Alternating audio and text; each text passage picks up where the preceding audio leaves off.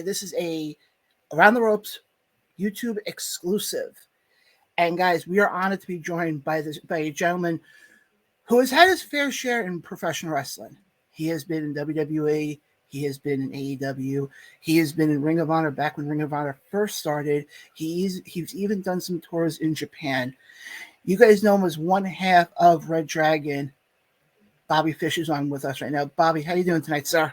I'm good, sir. How are you? I'm doing very well. It's an honor to have you on. Well, thank you for having me. I appreciate it. Definitely. Let's get right into it. Now, you've had a pretty long career. You started in 2002. Yes, sir. Was there a particular moment or a particular match that kind of drew you into wanting to become a pro wrestler? I don't know if there was anything in particular. I think it was like a running joke between my friends and I growing up. I wanted to play football. I played football through college, but the writing was on the wall that I wasn't going to make a living playing football.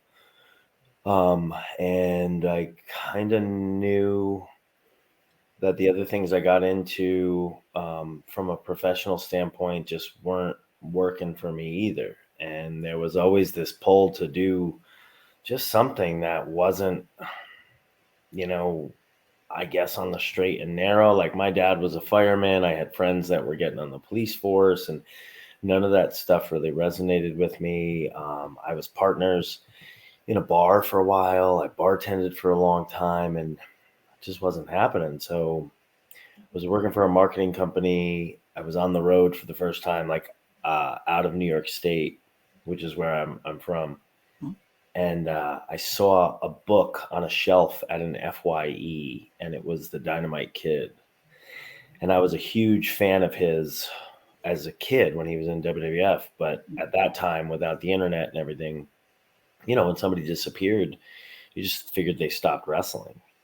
And I had no idea of the career that he had in Japan prior to WWF. And then going back to Calgary or, whatever part of Canada, and after WWF. So I grabbed that book because, like I said, I was on the road and I was with a bunch of people that I had just met. So like reading was the way I passed the time, and reading that book combined with like Tough Enough had come out at that point. So it was not such a mystery as to how you got into pro wrestling. So this thing that was a joke between my friends and I growing up, it was like, well, let's see. So basically what you're saying is wrestling became your calling card. Yeah. I mean, I knew how to get started at least. And then to be honest, the first match I had, it was a battle royal, and I had pretty much, I didn't know what the independents were. I had no idea. So when I got exposed to that, I really felt like, oh man, these aren't my people. Like I don't feel like I'm in a locker room of similar. I felt very different. And I remember thinking to myself, like, okay, well, after this battle royal, like that'll probably be the last one. Like, I think I made a mistake, but obviously I'm here. I'm going to go out and, whatever. And there was, probably less than 100 people in that building, but going out and working, even a battle royal and just feeling it the way some of the guys that have been around described, categorized it was that you got bit by the bug and now you're sick. And once you're sick, like you can't get rid of it. It's kind of ingrained into you, so to speak.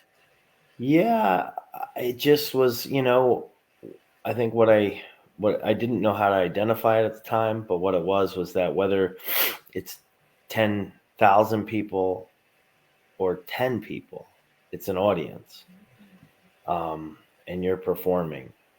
And that was what I think kept me coming back, especially in the early years when there wasn't a lot of money to be made, if any at all. And the commutes were long, and, the accommodations were shit. But for some reason, there was a draw to it. It was just, it gets in your blood and you're sick. That's the way that was described to me.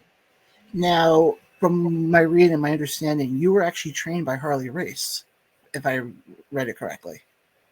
So I was actually trained by Tony DeVito. Tony V. Okay. From ECW, Ring of Honor. Tony was the guy that trained me like thoroughly. So I was fully capable and working at the time when I met Harley. Harley, I did a lot of work with Harley. Was fortunate enough, and then Harley was kind of my my conduit to Japan. Noah was scouting at one of Harley's camps, and I was there, and they picked me to come over for what I thought was going to be training in the dojo for 3 months. But when I got my itinerary, it was for 3 weeks. So I was confused. I asked Harley. Harley said, go, they'll figure it out. I got there.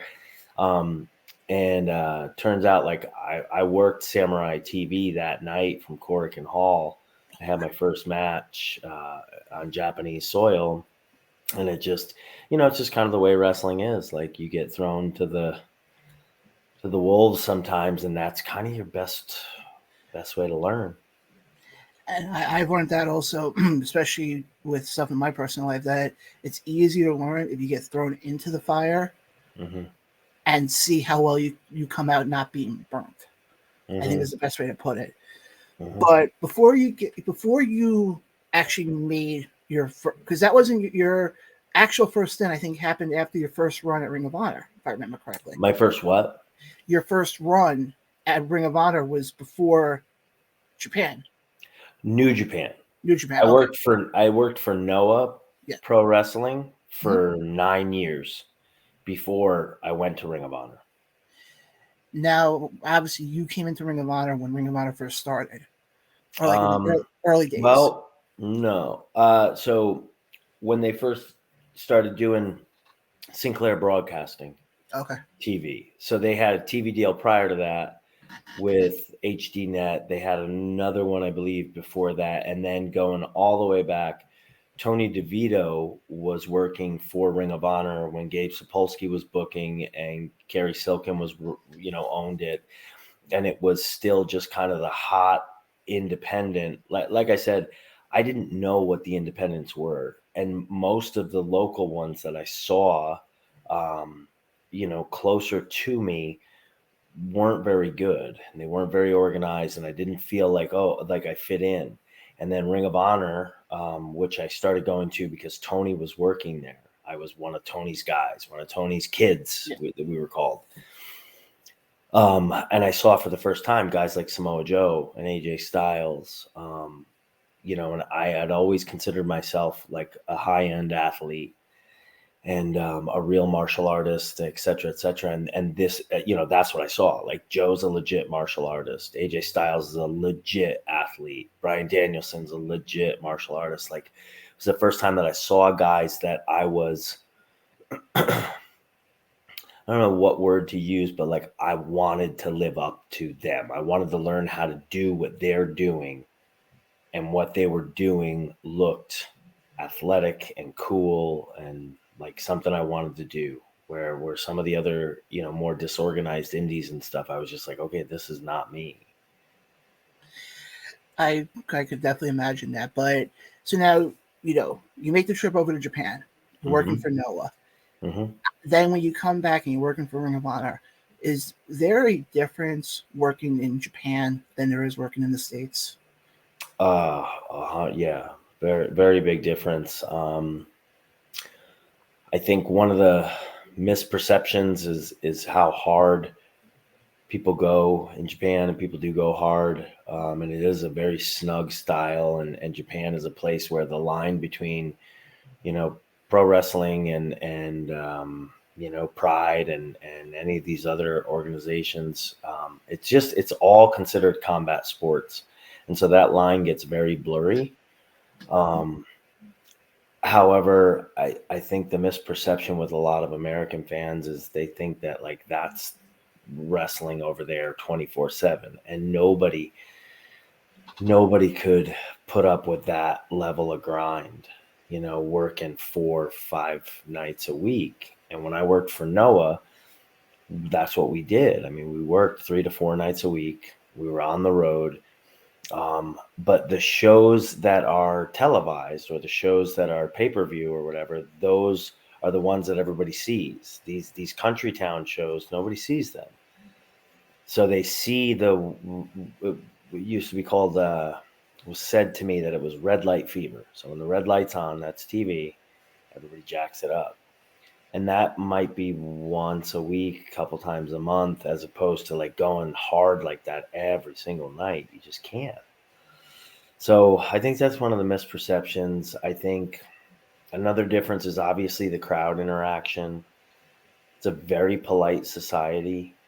But all the way down to like on the subway, people don't have conversation with somebody that's not right next to them. It's not like America where people just talk and have their conversations float all over the place. And in the same way, like they don't consume their pro wrestling that way either. They sit politely, they watch.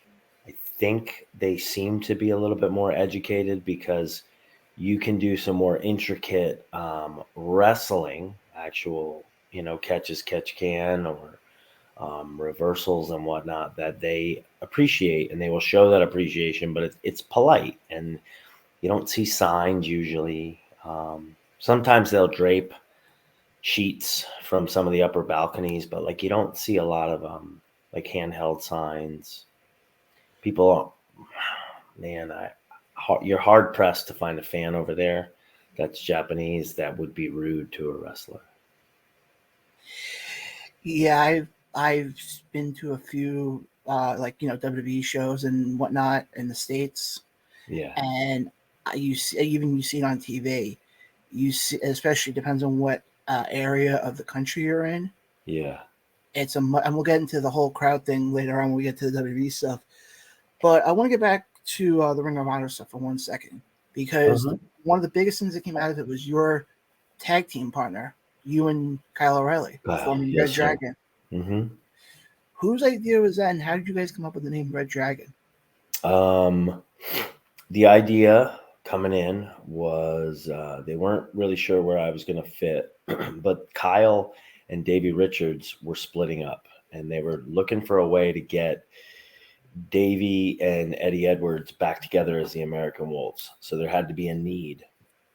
With Kyle splitting from Davey, they brought me in and had me side with Kyle when Kyle turned on Davey. And so now Davey needs help. And then here comes Eddie. And then we were fortunate enough to go on a long run with them. And they were like the tag team in the company. They were super babyface. And we had a nice long run with them where we were really able to step into those heel shoes and those heel rolls, and we really turned up the volume on our smarminess and our annoying, from the way we dressed to the way that we acted. But I think the game changer was then when we got in the ring, we could go. We just chose to be pieces of shit, so it was by choice. But at the same time, I think Kyle and I understood the babyface heel dynamic, and that, we can be capable and good. However, they're just a little more capable than we are. And that what I think was apparent throughout the whole thing. And we got tons of rub by working with them. I'd be grateful to Eddie and Davey, for what was one of the bigger moments in my career, getting reDRagon going with Kyle. Well, I also know you guys had a lot of great battles with the Briscoes. Yeah, that was, I think the Briscoes. And I had watched Mark and Jay, for years, watching the Ring of Honor product before I was capable enough to work there. And you couldn't have told me that I wasn't good enough to work there at the time, but I wasn't. And I realize now. So to get that run then with the Briscoes, and I think we won our first Ring of Honor tag titles from the Briscoes, and just the chemistry we had with them was instant. We seemed to have chemistry with everybody.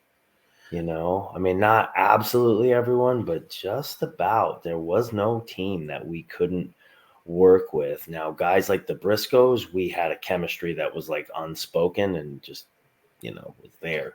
Same thing with like the Young Bucks. But yeah, I mean, those were cherished times for sure. And then the name reDRagon was, I took it from a book I was reading at the time. Jason Ellis, he's got a radio show or a podcast now, but he at one time was a professional skateboarder, and I was reading his book, and reDRagons with an S was like the name of their skate group. Mm-hmm. And so I happened to be reading it, and so for some reason I thought just the singular, like reDRagon, would be cool. And I thought it kind of had like a very kind of douchey, which is what Kyle and I were going for, like douchey martial arts, like anything with a dragon is martial arts cliche. And I just thought like, this could work. And then when we realized, we decided to capitalize the D and the R. I don't know. It just kind of all came together. Now, this many years later, and you guys are considered one of the best tag teams to come out of Ring of Honor. Yeah. How does that make you feel, being that all the work that you and Kyle put in, that this many years later, when people think of Ring of Honor tag teams, they think of the Briscoes, they think of the Wolves, they think of you guys? It's awesome, because I don't think either of us saw it coming. We had known each other prior to that for a long time. We had met actually at Harley's camp one year when he went. And we had wrestled against each other in Evolve a few times, and we had good chemistry as opponents. But we had never really thought about tagging, and it was Delirious. It was Hunter's idea to put us together to help with that angle, and the chemistry as partners and friends. I mean, that's the real kick in the head of this, is like he became one of, if not my best friend, so quickly.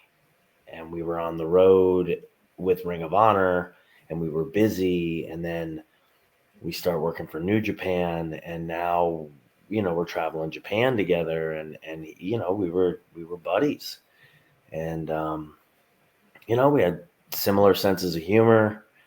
We like to do similar things as far as being martial artists, and we worked that into our pro wrestling, and we were just able to like run with this gimmick that we had completely fabricated. Like, we made it. So it was really cool. I will speak for Kyle when I say like we both took immense pride in the whole reDRagon thing.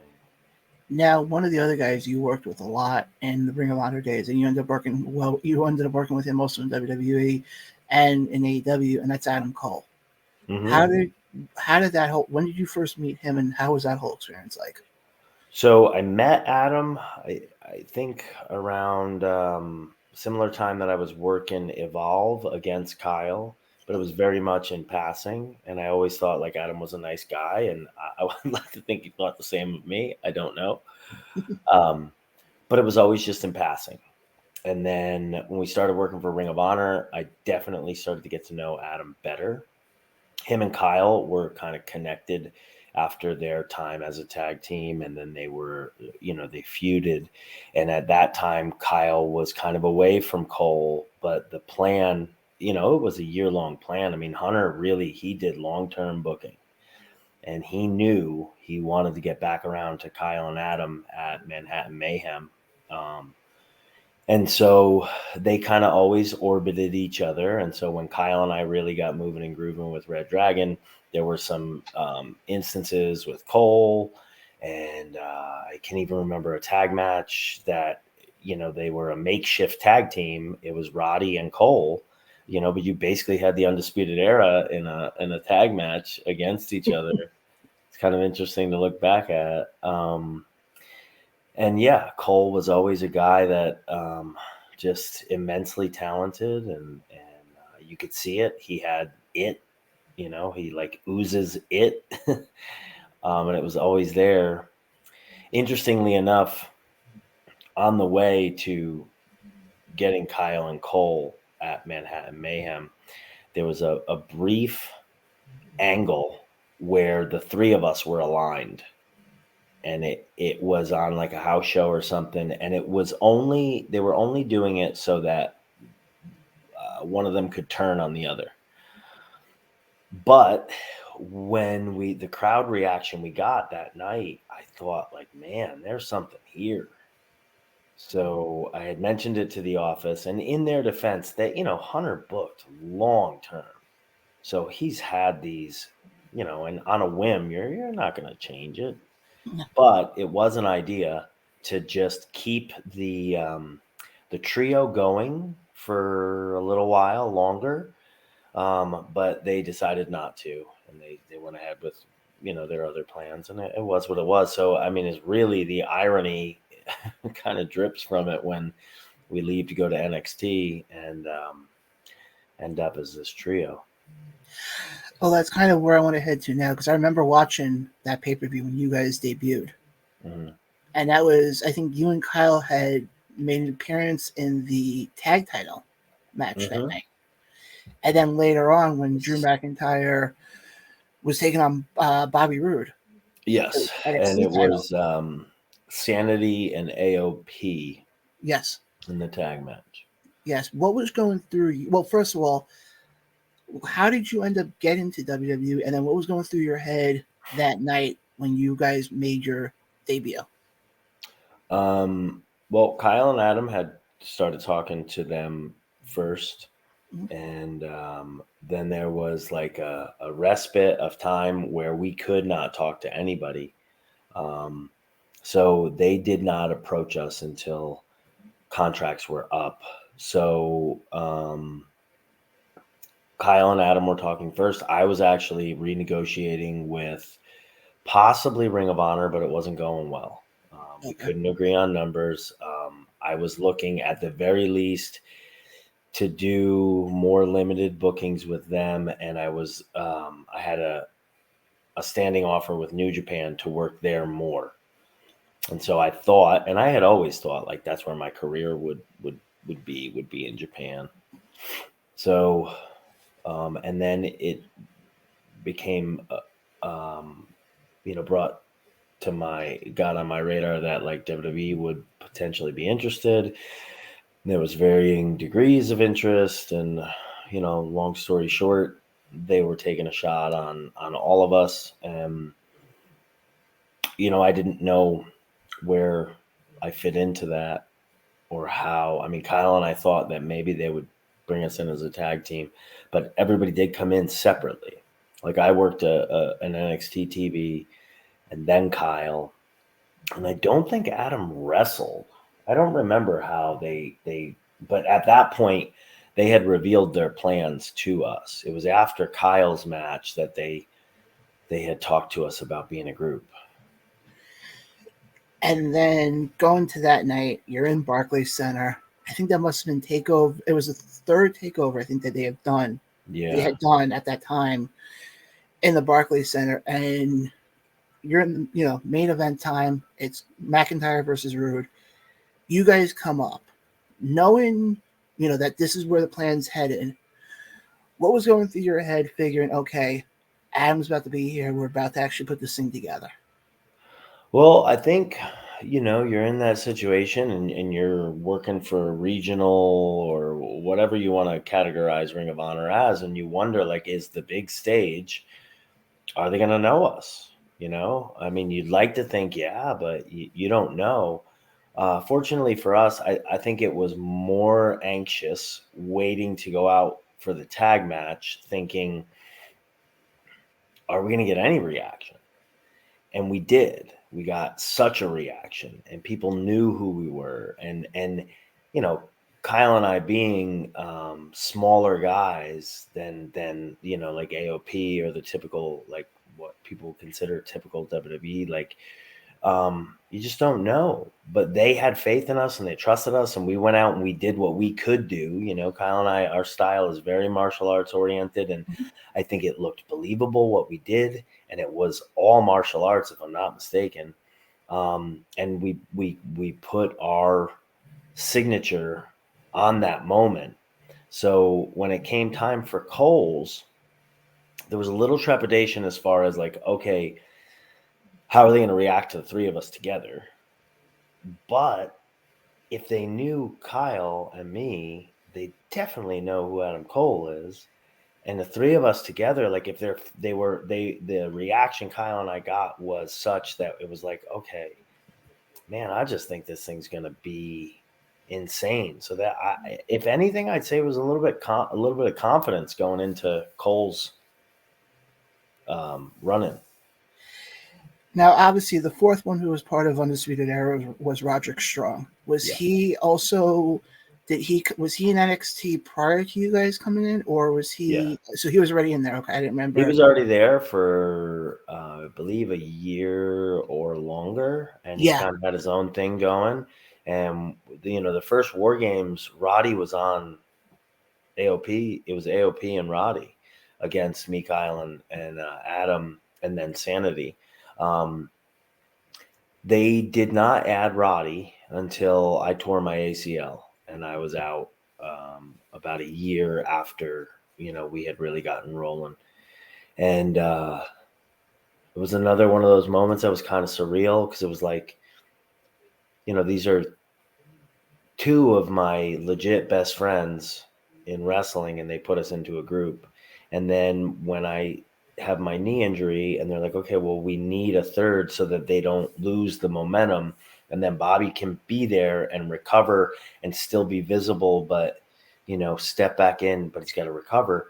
And they added the only person within the entire company that would have meshed with us, that would have worked. It was Roddy, because we had all traveled, with Ring of Honor and New Japan together and separate. And even Roddy and I worked in Noah together for a while. Like, so you mean to tell me like I'm going to work for the biggest company in the world in my chosen industry, and you're going to have me go to work every day with three of my best friends? Like, doesn't get much better than that.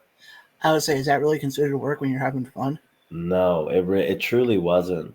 Like, it truly wasn't. And I'm sure we complained at some point about this thing or that thing, but it's just human nature. It truly wasn't work. We used to joke with the production people because they would call us one take UE, or one take Adam, one take Bobby, one take Roddy, one take Kyle.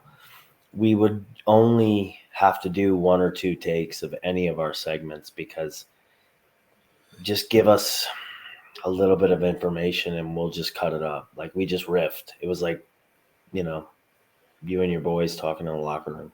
I totally get that. Yeah.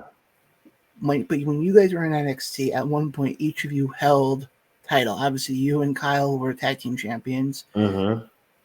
Roderick Strong was the North American champion, and Adam Cole was obviously your NXT champion. Mm-hmm. What was the mood like amongst the four of you when you were sitting there going, okay, we have all the gold right now in this brand? Well, I mean, we talked about it. We it was laid out, and we knew that we were becoming the dominant group, which was awesome to think that, there's not a single one of us that's over 6 foot, but as a unit, we could take down anybody. And part of that was because we weren't afraid to fight dirty, and we would happily 4-on-1 kick somebody's ass. Like, we had no morals in that way. And it was kind of neat to be able to be that. I think the next step was the way to solidify it, similar to groups before us, like like the Horsemen. They had all the belts because they were the best, and I think this was our way of showing people that, yeah, hey, we're the cream of the crop here. I remember watching NXT back then when you guys were all at the top of that brand. Mm-hmm. And I mean, the level of competition that you guys had, especially with the tag team division in NXT, Yeah, it was like a who's who. Mm-hmm. But then, I mean, you look back at that, and like I said before, when you were in Ring of Honor, you were part of what people now consider one of the best tag teams. In WWE, you were a part of what many people consider one of the better factions. Mm-hmm. That has to feel some sort of pride that it's like the work you've put in for over the last actually 20 years, that you're part of not only one of the best tag teams to come out of one promotion, you're also part of one of the better factions to come out of the biggest promotion. Mm-hmm. Well, the appreciation that I grew for the spot that I was fortunate enough to have was that, I grew up watching like the NWA Crockett years. That's the stuff. Like now in upstate New York, we had WWF. But as I was getting into my teen years, TBS and TNT came on, and I saw that wrestling, and that wrestling was grittier and grainier and just different. And so I became a huge fan of that. That was my go-to. So to end up, having been such an avid viewer of Sting, which my being a fan of Sting brought me to the Great Muta, who I would say is my favorite wrestler of all time. But also to see the work put in by the Horsemen, the different incarnations of the Horsemen, which, by the way, my favorite version is Barry, Arn, Tully, Rick, and Barry, and JJ. But to then fast forward all these years to work for the biggest company in the world, and for Triple H to be your boss, and to know that Triple H was a fan of that same era of wrestling, and to become what, could be seen as like his version of the Horsemen. We were synonymous with the War Games, having been in the first four. And that was something I wore out those VHS tapes as a kid. If somebody had told me when I was 13 and wearing out, one of the War Games tapes, that's how my future would go, there's no way I would have believed it. It's really pretty crazy and pretty amazing all at the same time. Now, you bring up the War Games, and obviously, yes, people, if you haven't had a chance, which I don't know why you wouldn't, definitely go back. I think they're on Peacock now, and you can watch back. I mean, some of those are classics. I'm talking about the ones like that you guys were, you, Adam Cole, Kyle, the ones that you guys had. What is it like working the War Games setup? Does your mindset change going into it, being that it's basically, okay, you're in a steel cage, you can bring weapons in, but you also have two rings? It's definitely different. There's a lot more. It's not a sprint, where sometimes you get into a match, a singles match, or even a tag match, where it's like the pace picks up early and it doesn't slow down. The War Games is more of a test of endurance in that way, where it's like you're trying to outlast your opponents. So there's quite a bit more strategy involved. Now, obviously, in your time in NXT, you mentioned before working with Triple H. What is it like working? Obviously, somebody like me who's a fan, who's on the outside, what is it like? What was it like working with Triple H and that whole team down there in Florida?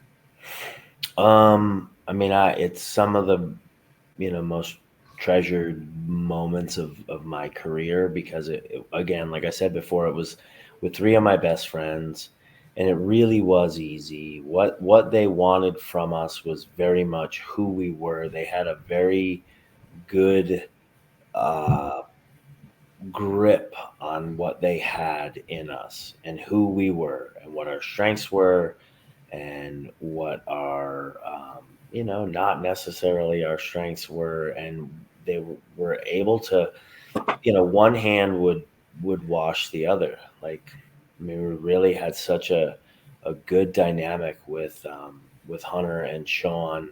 And there was a writer there at the time, Joe Belcastro, who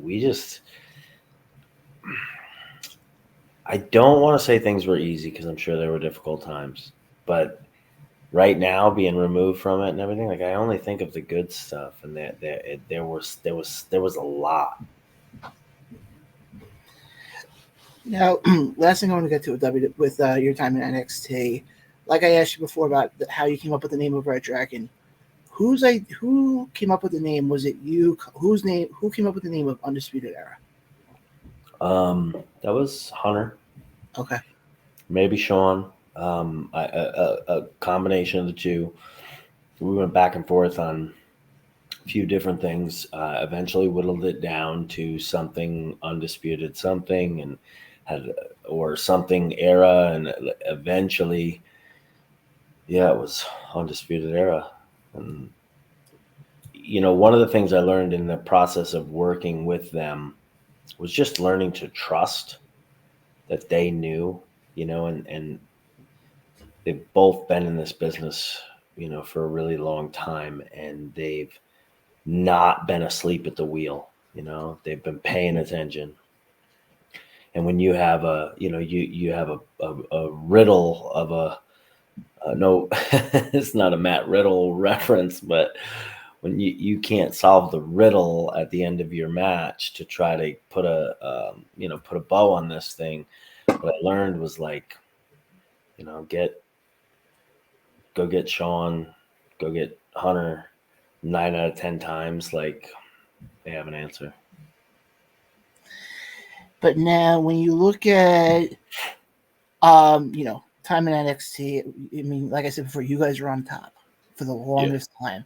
It seemed like every time I turned on NXT, especially when you guys had all the belts, yeah, I always thought, every time I turned on, I always thought, okay, there goes, Adam Cole's matches now, tag team match could happen now.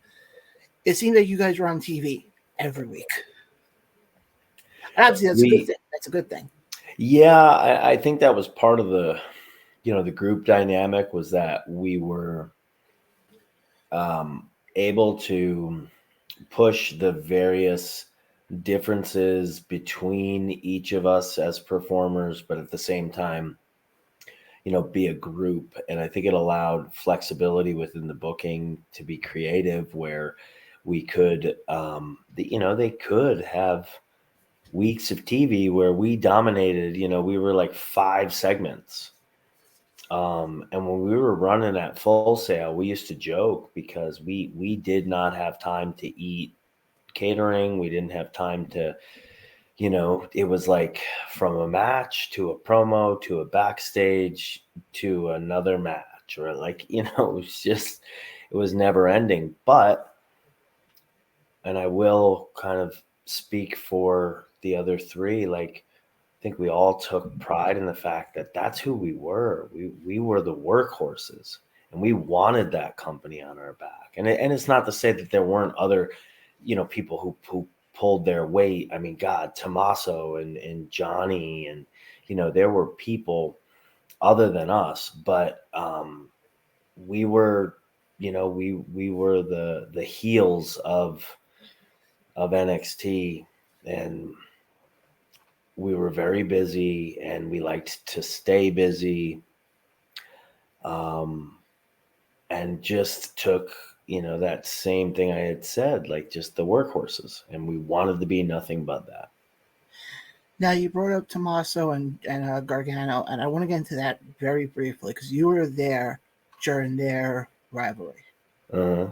What was it like in the locker room seeing these two guys go out on TV and have, some would say, probably one of the better feuds in that company? What was the mindset like in the locker room at that time?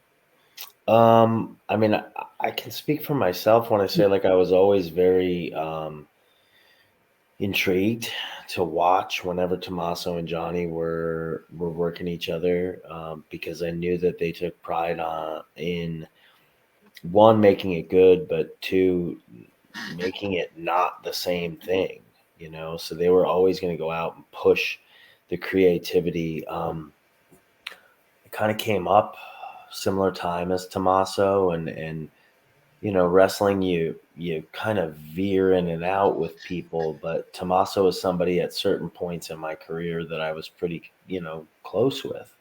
Johnny, I knew less well, but you know, always had good interactions. And never thought anything but positive of him, and always liked his work. And then to work there and see them get, you know, they came from the Indies. Like there was a pride that I think we took in seeing their success prior to being there. Um, and I would send Tommaso messages and stuff before I got to NXT when I watched the takeovers with him and Gargano versus like FTR or whomever it was, like you know, and just to see it come full circle like that, it was really cool. And to be there, to be on the bus, and to be a part of that, like yeah, it was awesome. Now, obviously, let's get a little bit actually into, you know, how you got into AEW. Mm-hmm. How did that whole thing come to be? As much as you want to say, I'm perfectly understand. I was released. I was really at a bit of a transitional point in what my personal life. There was some difficult circumstances around there as well, and I didn't know what I was gonna do. I filled in some independent bookings because that's something I had control over, and then it came to my knowledge that AEW might be interested, and so a couple conversations happened, and then I spoke with a few more people, and they were people that I had dealt with previously and had previous relationships with, so I felt comfortable going there, and just excited and happy to try something that was going to be new, you know, and a place where I would continue to pro wrestle. Now, obviously, you know, you're doing a lot more independent stuff now, especially, you know, you're doing a lot more conventions. Looking at the independent scene as a whole, is there a particular superstar that's on the independent scene, not signed to any big promotion, that you would want to work with? At this point, I am so not up to speed on the independent scene. Like I'm just kind of getting my feet back into that. A couple of the people I've wrestled recently have been good. Mike, I just wrestled for, was in Baltimore, MCW. Mike, can't remember. Miami Mike, maybe. Yes.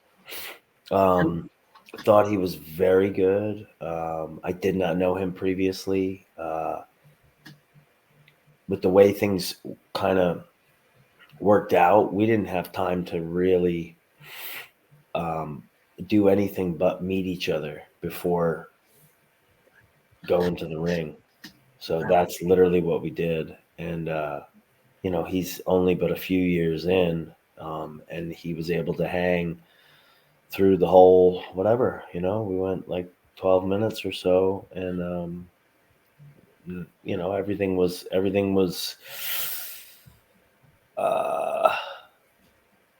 just off the cuff. I actually saw that. I was there. I saw that match. I thought that was a very, very good match. There's one guy I know who wrestles a lot in the New Jersey and the tri-state area, who I think would be an interesting. I think this would be a dream match for a lot of people. Is you versus a gentleman by the name of Dominic De Niro. I think I did. Was that who I did an interview, and I think he was on it. I can't remember the person's name, but he would have two people. I don't know. It might be on YouTube. Yeah, I did see that interview actually in the Yeah, last couple of days. and again, I'm familiar with him from that interview, but I've not seen him wrestle or his stuff. But yeah, I mean, if somebody out there wants to book it, my agent, his email is public, so We'll talk about that one after the show because we'll talk about that afterwards. But yeah, I've seen him a few times, and I think you two would have phenomenal chemistry together. okay, yeah. But Not opposed. last thing I want to get to is I asked this to a lot of the wrestlers who we have on here.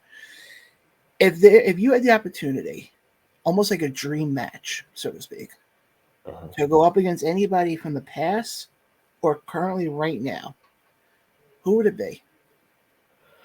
I think I would probably say the Great Muta. So I was such a fan of and his ability to change and evolve and kind of create that alter ego of Muta while being able to circle back around into being just him, no face paint and all that. I really I'm in awe of the man's ability to perform. And even after, like, what caught my eye as a kid was his athleticism, which was off the chart. And all these years later, you see him, obviously, it's what comes with age. Like, we lose that athleticism, or at least it slows down some. And when his did, he found ways to change with it. And it's just such a brilliant way of, the Shining Wizard, which now everybody and their brother does their own version of it. But like, he did that. He came up with that out of necessity because as the Great Muta, doing the moonsault every night was just breaking the man's body. And this was a move that was more forgiving, and yet it's simple and it just makes sense, and and he does it well. And yeah, I mean, I'm just in awe of him as a performer. Bobby, I appreciate having the chance to talk with you tonight. It has been an honor. Oh, thank you, sir. It's been a privilege. What do you have coming up that you would like to promote right now? The floor is yours. Well, I have we drop it on Wednesdays. It is called the Undisputed Podcast with Bobby Fish. Wednesdays, usually in the morning is when we drop it. It's on really all platforms: Spotify, Apple Podcasts, all of them. We should have a YouTube page coming this week or next. It appears like it's going to be next week at this point. But yeah, just trying to get that up and running. I don't know. I'm wrestling not next week, maybe the week after. I don't remember. I should know this. But I'm actually, what I'm preparing for most at the moment is I am fighting on the Floyd Mayweather or Deji. I don't know the guy's name. I'm probably pronouncing it wrong, but undercard. And that's in Dubai on November 13th. You can go to globaltitans.com. I believe it's Global Titans dash or hyphen. Global-titans.com. Or the Coca-Cola Arena website to see how to get tickets, or I have to assume it's going to be a pay-per-view thing. Probably more than likely. Yeah. So, again, it was an opportunity that I didn't want to pass up. And so, yeah, I'm doing it. It's going to be fun. I can't wait to see it. And where can our fans follow you on social media? Social media, I am at the Bobby Fish on both Instagram and Twitter. Guys, definitely want to give him a follow. He is he's part of some of the biggest moments that we've seen in this industry in the last 20 years. Mm-hmm. Bobby, again, it has been an honor. It has been a privilege to having the chance to speak to you this evening. Thank you, sir. No, Also, I do have a pro wrestling tees site. So pro wrestling tees.com/ Bobby Fish. And we just released the podcast shirt, our first podcast shirt. So that is up there and will remain up there. And tune into the podcast. Definitely. But again, Bobby, thank you so much for hopping on tonight. Thank you, John. The door is open for you anytime you'd like to come back on. Sounds good. And we will definitely hopefully have you on again. Yes, sir. Again, for Bobby Fish, I'm John. It's been an Around the Ropes YouTube exclusive. You can catch our live show every Tuesday night, and we'll see you on the next one.